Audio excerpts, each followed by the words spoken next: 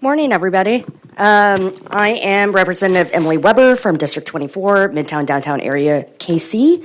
Thank you all for letting us present our bill together. Good morning. Everybody can rest assured there's no bad bills when you're wearing a bolo tie, so it's going to be a great morning. Dane Deal, District 125, proudly representing the folks of Bates, Vernon, and Cedar County. It's been a collaborative effort, and we're excited to present this bill.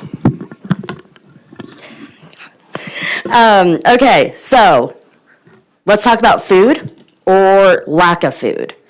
It's 2024, and we have a food insecurity in both our urban and rural areas. I would like to point out right now and do a little bragging. One of our committee members, Representative Young, actually has a family-owned urban farm in her district.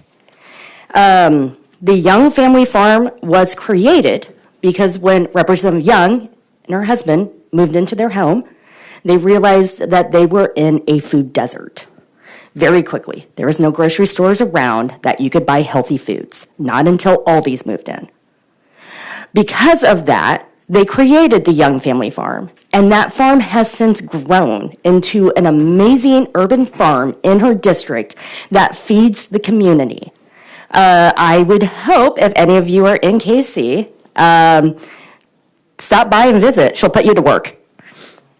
So our bill modifies provisions of the urban farm tax credit to include certain specialty crop farms located in a food desert and establish a tax credit for grocery stores in a food desert. The USDA definition of a food desert refers to a census tract where the majority of the residents, or 500 of the residents, whichever is greater, are low income and live more than half a mile from a supermarket in urban areas, or live more than 10 miles from a supermarket in rural areas.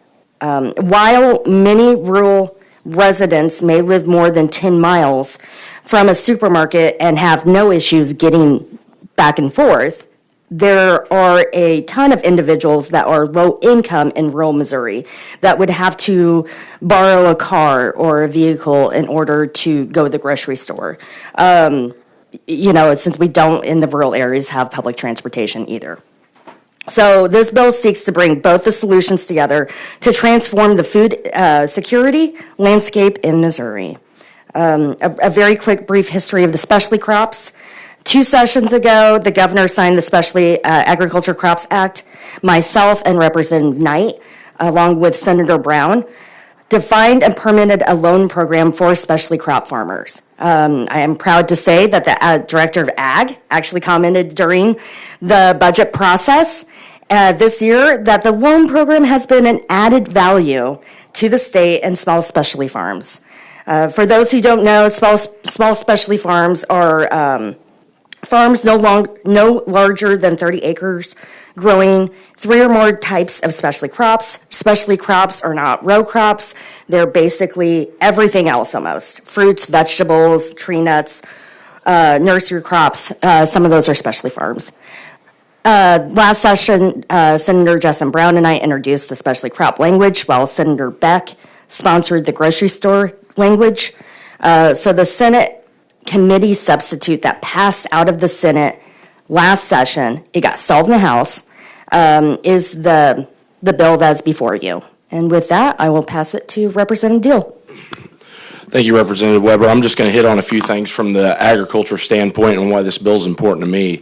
Whenever we look at the agriculture sector and the many various sizes and entities, it's pretty obvious to me that there's a big difference in urban and rural Missouri.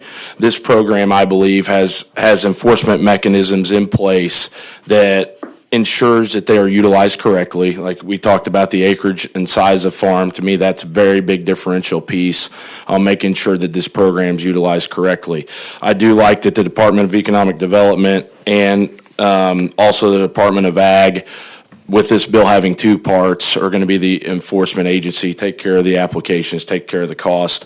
It was and there's some experts here that can attest to some of the food desert data here. I do believe that they'll touch on that if it hadn't already been distributed.